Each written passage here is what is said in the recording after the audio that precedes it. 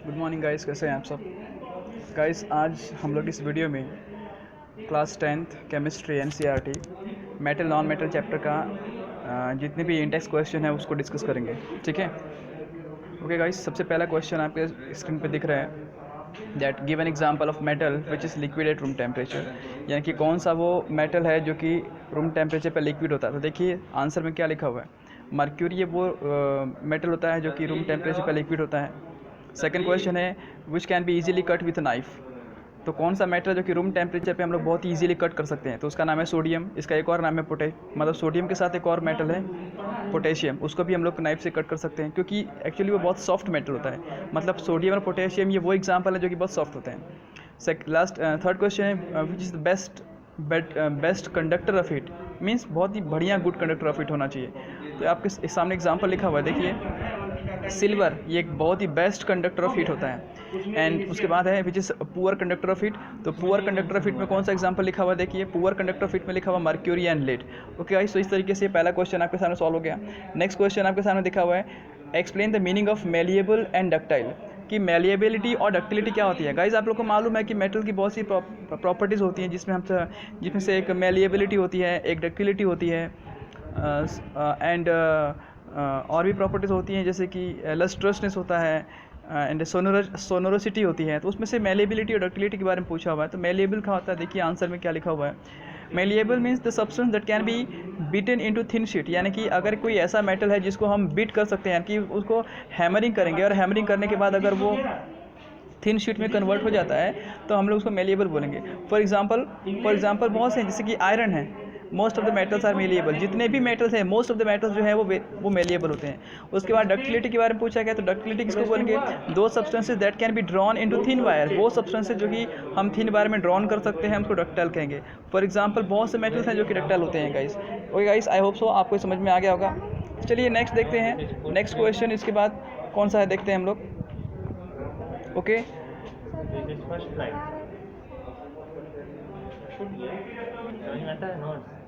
Now guys देखिए next question आपके सामने स्क्रीन पर लिखा हुआ है, right the electron dot structure of sodium oxygen and magnesium. इसमें आपको इलेक्ट्रॉन डॉट स्ट्रक्चर बनाना है सोडियम का, मैग्नीशियम का एंड ऑक्सीजन का। तो कैसे बनाएंगे आप लोग, देखिए आपके स्क्रीन पे बनाया हुआ डायग्राम बनाया हुआ है।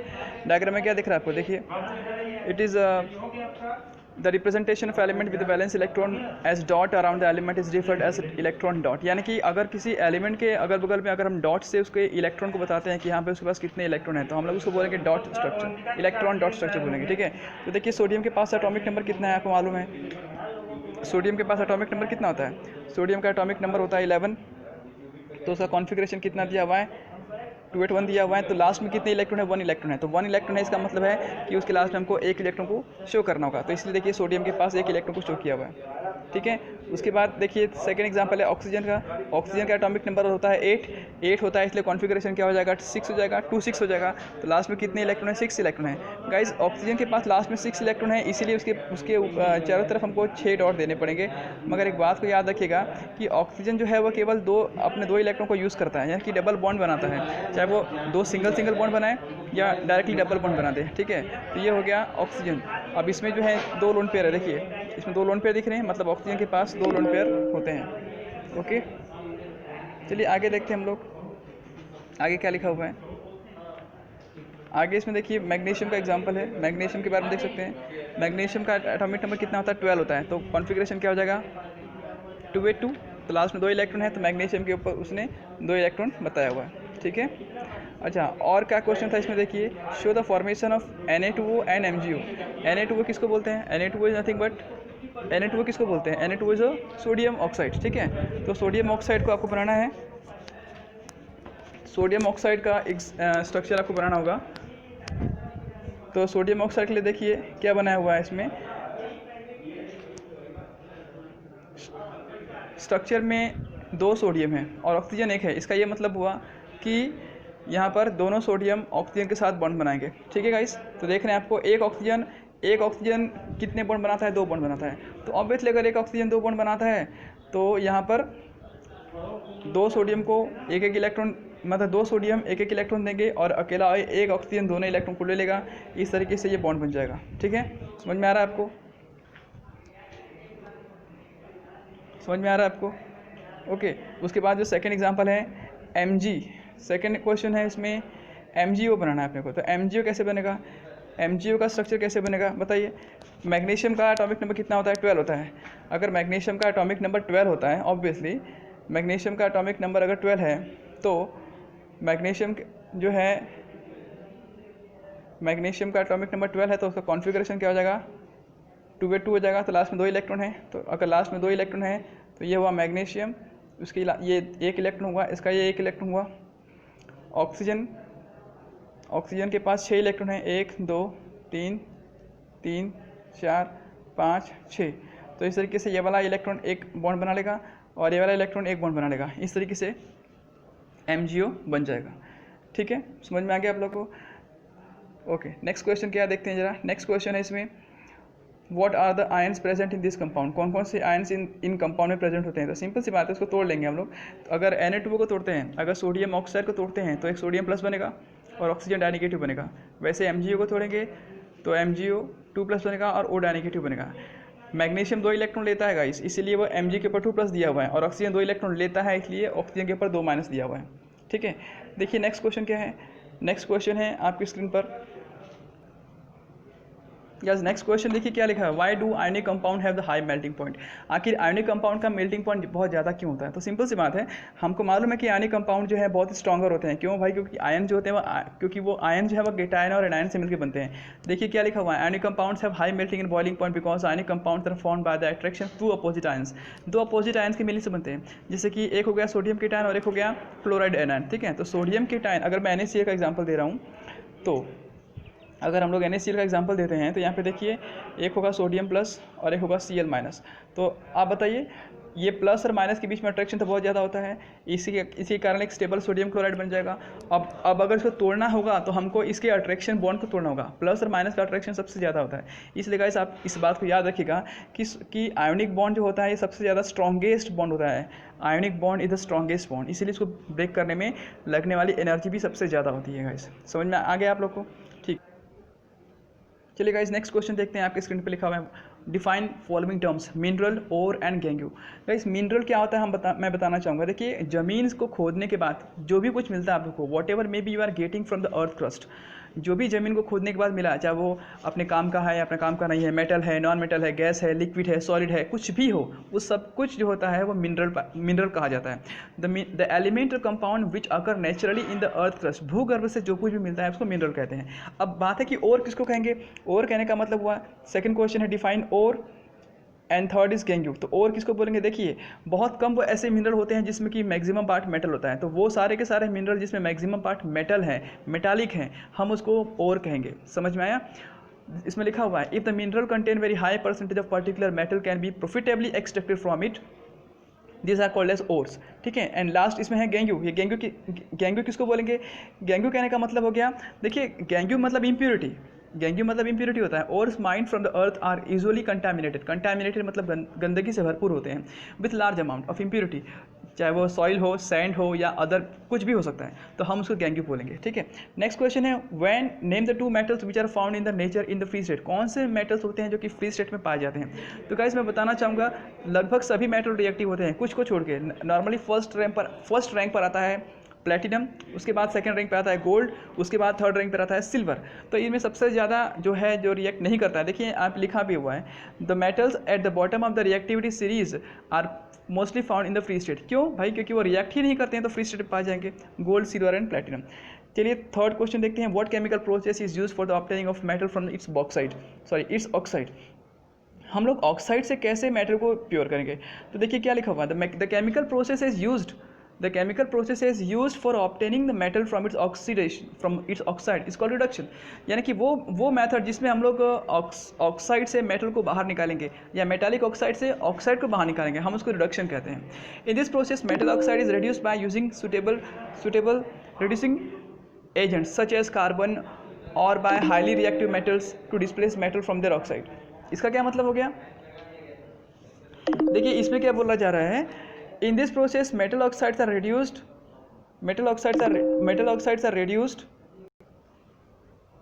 चलिए गाइस, मैं बता रहा था आप लोगों को that metal oxides are reduced by using suitable reducing agent. वो केमिकल जिसके कारण रिडक्शन होता है हम उसको रिड्यूसिंग एजेंट बोलते हैं, ठीक है। These are called as reducing agent, okay. And this are nothing but carbon और by highly reactive metal so to displace the metal from its oxide. For example क्या क्या दिया हुआ है, zinc oxide is reduced to metallic zinc by using carbon. देखिए carbon जो होता है बहुत ही बढ़िया एक रिड्यूसिंग एजेंट होता है। वो क्या करता है मैं बता रहा हूँ। कार्बन क्या करेगा, कार्बन जो है दूसरों के मेटल के साथ, जैसे मान लीजिए कि ये एमओ है, तो वो क्या करेगा, कार्बन मोनोऑक्साइड बना देगा और मेटल को फ्री कर देगा। देखिए ये मेटालिक ऑक्साइड हो गया, मेटालिक ऑक्साइड को मेटल में कन्वर्ट कर लिया और खुद अपने आप को ऑक्साइड में बना लिया। तो उसने क्या किया, दूसरे का ऑक्सीजन छीन लिया, इसलिए हम उसको कहते हैं रिड्यूसिंग एजेंट, ठीक है। आगे क्या लिखा हुआ, manganese oxide is reduce to manganese by treating it with aluminium powder. Aluminium powder भी जो होता है कि रिड्यूसिंग एजेंट की जैसे काम करता है। देखिए यहाँ पे एग्जांपल क्या क्या लिखा हुआ है, एग्जांपल नहीं एक रिएक्शन दिया हुआ है। देखिए मैग्नीज ऑक्साइड का एग्जांपल रिएक्शन के फॉर्म में दिया हुआ है that it is MnO2 manganese oxide, उसके साथ एल्यूमिनियम का रिएक्शन किया गया तो मैग्नीज अलग हो गया और ये बन गया Al2O3 और थोड़ा सा हीट बाहर निकल गया। देखिए तो इस केस में क्या हुआ, इस केस में ये हुआ कि एल्यूमिनियम ने ऑक्सीजन लिया है मतलब अपना ऑक्सीडेशन करवाया और इस मेटल का क्या किया, रिडक्शन किया। तो उसने सामने वाले का रिडक्शन किया, दूसरे का रिडक्शन किया, इसलिए हम उसको कहेंगे रिड्यूसिंग एजेंट। समझ में आ गया, okay. And oxides of more reactive metals are reduced by the electrolysis. यानी कि अगर बहुत ज़्यादा मतलब हाईली रिएक्टिव मेटल है, अगर हाईली रिएक्टिव मेटल है तो ऑब्वियसली हम उसको कैसे ट्रीट करेंगे, उसको इलेक्ट्रोलिसिस करेंगे और इलेक्ट्रोलिसिस के दौरान उसको हम रिड्यूस कर देंगे। समझ में आ गया आपको। गाइस नेक्स्ट क्वेश्चन देखिए आपके स्क्रीन पे लिखा हुआ है, metallic oxides of zinc magnesium and copper were heated with the following metals. अब देखिए मेटल के नाम लिखे हुए हैं, जिंक ऑक्साइड मेटालिक ऑक्साइड के नाम लिखा हुआ है, zinc oxide, magnesium oxide and copper oxide, ठीक है। उस क्वेश्चन पूछा हुआ है in which cases you will find that displacement reaction is taking place, ठीक है। जिंक, अगर जिंक ऑक्साइड अगर जिंक में कन्वर्ट हो रहा है, मैग्नीशियम ऑक्साइड मैग्नीशियम में कन्वर्ट हो रहा है, कॉपर ऑक्साइड अगर कॉपर में कन्वर्ट हो रहा है, ठीक है। तो क्वेश्चन आंसर देखिए आपके सामने लिखा हुआ है। आंसर क्या लिखा हुआ है देखिए, अगर जिंक ऑक्साइड का रिएक्शन अगर जिंक से होता है, देखिए बहुत ईजी आंसर लिखा हुआ है यहाँ पे कि अगर जिंक ऑक्साइड का रिएक्शन अगर जिंक के साथ हुआ तो रिएक्शन नहीं मिलेगा, अगर उसका रिएक्शन मैग्नीशियम के साथ हुआ तो डिस्प्लेसमेंट रिएक्शन मिलेगा, और अगर उसका रिएक्शन कॉपर के साथ हुआ तो कोई भी रिएक्शन नहीं मिलेगा। गाइस ये किसके साथ है, ये है जिंक ऑक्साइड के साथ, ठीक है। अब मैग्नीशियम ऑक्साइड का फॉर्मूला क्या होता है, मैग्नीशियम ऑक्साइड का फॉर्मूला MgO होता है। अगर MgO का रिएक्शन अगर हम जिंक के साथ करते हैं तो नो रिएक्शन, मैग्नीशियम के साथ करते हैं तो भी नो रिएक्शन, और कॉपर के साथ करते हैं तो भी नो रिएक्शन। ये सीखने वाली बात है कि मैग्नीशियम ऑक्साइड के साथ किसी भी मेटल का रिएक्शन नहीं हो रहा है, ठीक है।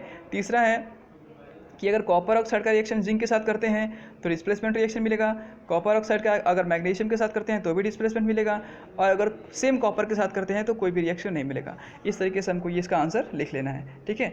नेक्स्ट क्वेश्चन लिखा हुआ है which metal do not crore easily. कौन सा मेटल होता है जो कि बहुत जल्दी रिएक्ट करोड नहीं करता है, तो more reactive metals is more likely it is corroded. यानी कि सिंपल सी बात है, करोजन उसी को होगा जो कि बहुत ज़्यादा हाईली रिएक्टिव है, okay. Therefore less reactive metals जैसे कि प्लेटिनम हो गया, गोल्ड हो गया, सिल्वर हो गया, इनको जल्दी से करोजन नहीं लगता है। That's why gold plating provides high resistant to the corrosion. यानी कि बहुत से मेटल्स होते हैं जिसमें हम लोग क्या करते हैं कि गोल्ड पॉलिशिंग करते हैं। गोल्ड पॉलिशिंग क्यों करते हैं, सिर्फ इसलिए नहीं कि वो अच्छा दिखता है, बल्कि इसलिए क्योंकि वो बहुत ही ज़्यादा स्टेबल होता है, करोजन नहीं लगता उसको, ठीक है। चलिए नेक्स्ट क्वेश्चन है water alloy.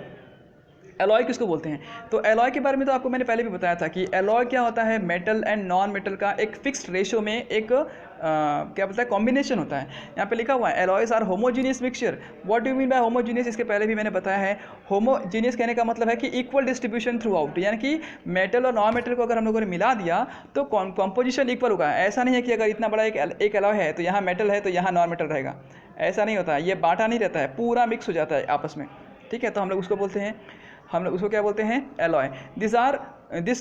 They could be of two metal और मेटल नॉन मेटल, यानी कि वो मेटल का भी बन सकता है, मेटल नॉन मेटल का भी बन सकता है, दोनों ही बन सकते हैं। मतलब आप मेटल में मेटल को मिलाएंगे तो भी बनेगा, और अगर मेटल में नॉन मेटल मिलाएंगे तो भी बनेगा।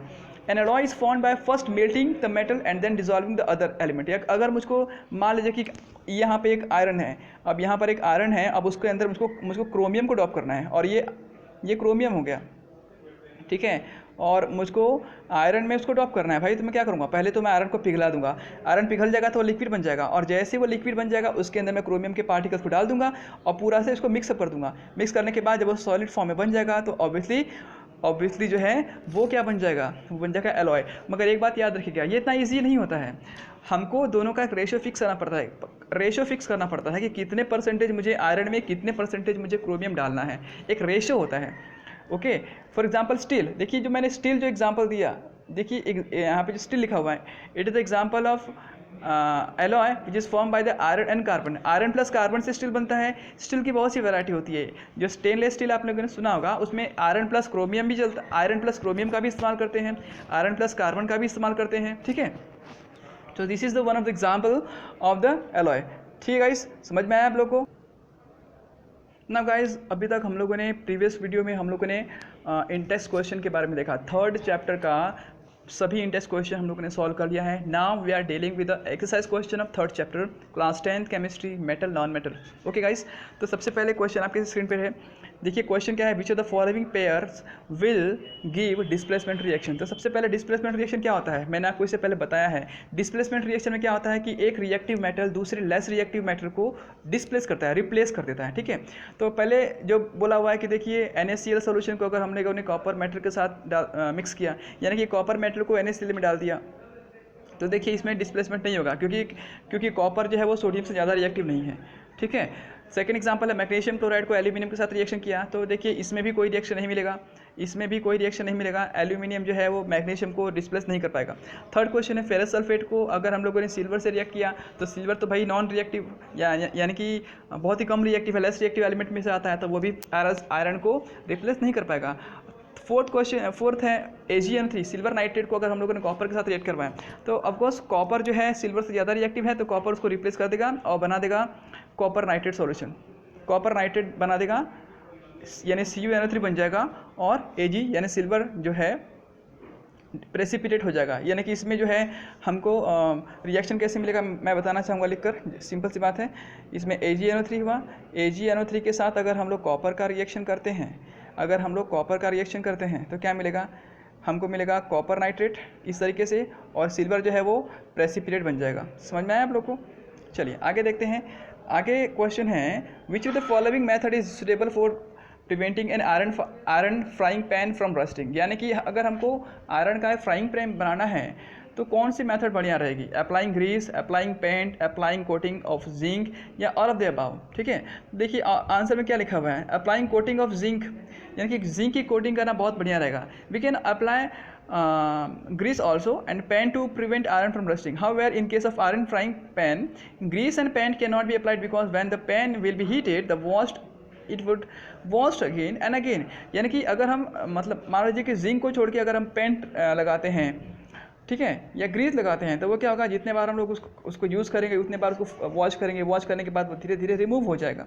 समझ में आया? And coating of grease and paint जो है वो डिस्ट्रॉय हो जाएंगे। इसीलिए सबसे बढ़िया और परमानेंट सॉल्यूशन इसका यही है कि हम उसको जिंक की एक कोटिंग लगा दें। ठीक है, चलिए थर्ड क्वेश्चन आपके स्क्रीन पे दिख रहा है, an element react with oxygen to give compound with a high melting point. ठीक है, एक एलिमेंट है जो कि ऑक्सीजन के साथ रिएक्ट करके एक हाई मेल्टिंग पॉइंट दे रहा है। This compound is soluble in water, the element is liquid to be. वो कौन सा एलिमेंट है जो कि ऑक्सीजन के साथ कंबाइन होकर हाई मेल्टिंग पॉइंट वाला कंपाउंड भी दे रहा है और पानी में सॉल्युबल भी है।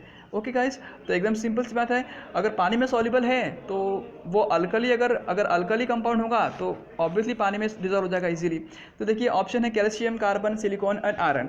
तो इसमें अल्कली कौन सा है, calcium, the element is liquid to be calcium. Okay, food cans are coated with tin and hot and not with zinc, because zinc के साथ हम कोट क्यों नहीं करते हैं फूड कैन को। जो फूड कैन होते हैं, फूड को कैरी करने वाले जो कैन होते हैं, उसमें हम लोग जिंक का यूज़ क्यों नहीं करते हैं, नॉट विथ जिंक। ऑप्शन है जिंक इज़ कॉस्टलियर, क्या वो महंगा है, it has higher melting point, या मोर रिएक्टिव है टीन से, या लेस रिएक्टिव है। तो इसका आंसर देखिए सी ऑप्शन करेक्ट है, zinc is more reactive than tin. Zinc जो है रिएक्टिव होता है, अगर फूड जो भी हम लोगों ने उसमें कैरी किया हुआ है, अगर उस फूड में कुछ केमिकल होगा, ठीक है, तो वो केमिकल क्या करेगा, वो जिंक के साथ रिएक्ट करेगा और उसकी जो प्रॉपर्टी है वो चेंज कर सकता है, वो रिएक्ट कर देगा। फिफ्थ क्वेश्चन है, you are given a hammer, a battery, bulb and wire and a switch. How could you use them to distinguish between sample of metal and non-metal? आपको सामने हैमर दिया हुआ है, बैटरी दिया हुआ है, बल्ब दिया हुआ है, वायर दिया हुआ है, स्विच दिया हुआ है। हम कैसे मेटल और नॉन मेटल को सेपरेट करेंगे? और दूसरा है assess the useful of this test in distinguish between metal non metal, यानी कि हम मेटल नॉन मेटल का डिफरेंस कैसे लिख पाएंगे? तो बहुत ईजी है गाइस, देखिए with hammer we can beat the sample and if it can be beaten into thin sheet it is malleable. मतलब यहाँ पे हम सब मेटल की प्रॉपर्टी को यूज़ करेंगे। मेटल की प्रॉपर्टी जो भी होती है, जैसे कि मेलिएबिलिटी है, डक्टिलिटी है, लस्ट्रस है, सोरोनिसिटी है, गुड कंडक्टिविटी है, ये सारी प्रॉपर्टी हम लोग यूज़ करेंगे। अगर वो इसमें पॉजिटिव आता है तो इसका मतलब ये हुआ कि भाई चलो ये जो है मेटालिक प्रॉपर्टी शो कर रहा है। पहले तो हम लोग बीट करके देखेंगे, अगर वो थिन शीट बनाता है यानी कि वो मेलिएबल हो गया तो हम लोग बोलेंगे कि वो मेटल है। Similarly we can use the battery, bulb, wire and switch to set up circuit. हम लोग एक सर्किट बना लेंगे और कंडक्टिविटी शो करेंगे। अगर वो गुड कंडक्टर है तो भाई वो मेटल होगा, और बैड कंडक्टर होगा तो वो नॉन मेटल होगा। ठीक है, and the above test are useful in distinguish between metal और non metal as this are based on the physical properties. मैंने अभी भी कहा इसमें कोई केमिकल रिएक्शन करने की जरूरत नहीं है, सिंपल सी कंडक्टिविटी शो करना है, उसको बीट करना है, देखना भाई कि थिन शीट बन रहा है। All this are physical properties. जो पॉजिटिव होगा वो मेटल होगा और जो नेगेटिव होगा वो नॉन मेटल होगा। नेक्स्ट क्वेश्चन है what are amphoteric oxide and give two example of amphoteric oxide. Guys मैंने आप लोगों को इससे पहले बताया था कि एम्फोटेरिक ऑक्साइड किसको बोलते हैं? वो ऑक्साइड जो कि पानी में घुलने के बाद एसिडिक और बेसिक दोनों प्रॉपर्टी शो करते हैं। फिर से बोलना चाहूँगा, वो ऑक्साइड जो पानी में घुलने के बाद एसिडिक और बेसिक दोनों प्रॉपर्टी शो करते हैं, हम उसको क्या बोलेंगे? हम उसको बोलेंगे एम्फोटेरिक ऑक्साइड। ठीक है, those oxide behave as both acidic and basic are called as amphoteric. Example aluminium oxide and zinc oxide. ये एग्जांपल आप बिल्कुल याद कर लीजिएगा, एल्यूमिनियम ऑक्साइड और जिंक ऑक्साइड का, जो कि एम्फोटेरिक होता है। नेक्स्ट क्वेश्चन आपके सामने है, name two metals which displaces hydrogen from dilute acid and two metals which not. यानी कौन से मेटल हैं जो कि हाइड्रोजन गैस को डिस्प्लेस करते हैं डायल्यूट एसिड से? समझ में आया? तो डायल्यूट एसिड का मतलब आप HCl भी ले सकते हैं, H2SO4 भी ले सकते हैं, नाइट्रिक एसिड भी ले सकते हैं, हाइड्रोजन सब में है। तो metals that are more reactive than hydrogen, जो कि सिंपल सी बात है, जो कि हाइड्रोजन से ज़्यादा रिएक्टिव होगा वही उसको डिस्प्लेस कर पाएगा। Example sodium and potassium. आप लोगों को मैंने इससे पहले बताया भी है कि सोडियम पोटेशियम जो होता है वो अल्कली होता है, वो इतना ज़्यादा डेंजरस होता है कि अगर उसमें थोड़ा सा भी अगर मॉइस्चर आ जाए या थोड़ा सा पानी का कांटेक्ट हो जाए तो तुरंत उसमें आग लग जाती है, फायर कैच करता है। तो फायर कैच क्यों करता है? मैंने आपको इससे पहले बताया भी है कि वो क्या करता है? हाइड्रोजन गैस का प्रोडक्शन करता है, और जैसे ही हाइड्रोजन गैस का प्रोडक्शन करता है तो वो हाइड्रोजन सराउंडिंग में एटमॉस्फेयर में जो ऑक्सीजन है उसके साथ कंबाइन होता है और तुरंत फायर कैच करता है। ठीक है, अब जो लेस रिएक्टिव मेटल है आपको मालूम है, कॉपर, सिल्वर, ये लेस रिएक्टिव है। और भी नाम लिख सकते हैं, गोल्ड, प्लेटिनम भी है, जो कि उसको डिस्प्लेस नहीं कर पाएंगे। क्वेश्चन नंबर 8 है, in the electrolytic refining of the metal M, एक मेटल है जिसको M से डिनोट किया गया है, what would you take as anode, the cathode and the electrolyte. Simple सी बात है, अगर आपको एक इलेक्ट्रोलिटिक रिफाइनिंग करना है और मेटल M बोला गया है, तो एनोड किसको बनाएंगे? एनोड बनाएंगे उसी मेटल का बना हुआ इम्प्योर रॉड। जैसे मान लीजिए कि M की वैल्यू है सिल्वर, अगर हमको सिल्वर क्लोराइड यानी HCl का अगर इलेक्ट्रोलिटिक रिफाइनिंग करना है और मुझको प्योर सिल्वर बाहर निकालना है, तो मैं क्या करूँगा? एनोड के प्लेस पर इम्प्योर सिल्वर का रॉड रख दूंगा। कैथोड के प्लेस पे क्या रखूँगा मैं? Thin strip of pure metal, यानी कि सिल्वर का प्योर मेटल का रॉड रख दूंगा। और इलेक्ट्रोलाइट में क्या करेंगे? वही HCl यानी कि उसका सॉल्ट सॉल्यूशन। समझ में आ गया? चलिए नेक्स्ट क्वेश्चन आपको दिया हुआ है, प्रत्यूष यानी कि एक लड़का का नाम है, he has taken sulphur powder on a spatula, heated it. Spatula लिया, देखिए यहाँ पे एक डायग्राम बना हुआ है, एक स्पैचुला लिया हुआ है, उसमें सल्फर लिया हुआ है, उसके ऊपर एक इन्वर्टेड टेस्ट ट्यूब रखा हुआ है, ठीक है, और उसको हीट कर रहा है। तो क्वेश्चन क्या पूछ रहा है? क्वेश्चन ये पूछा जा रहा है that what will be the action of gas. Gas का क्या एक्शन होगा? किस पर? लिटमस पेपर पे, ड्राई लिटमस पेपर पे, मॉइस्ट लिटमस पेपर पे, and we have to write the balance chemical equation for that.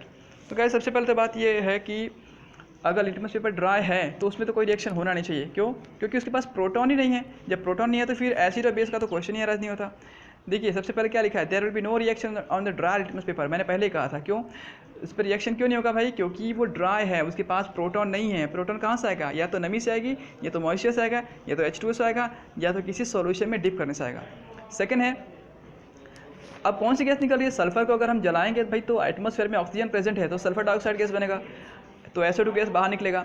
It turns moist blue litmus paper to red. Moist blue litmus paper को red में convert कर देगा, because sulphur dioxide gas react with moisture to form sulphurous acid.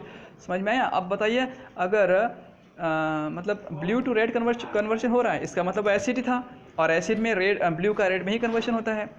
ठीक है, next question है state 2 ways to prevent the rusting of iron. ठीक है,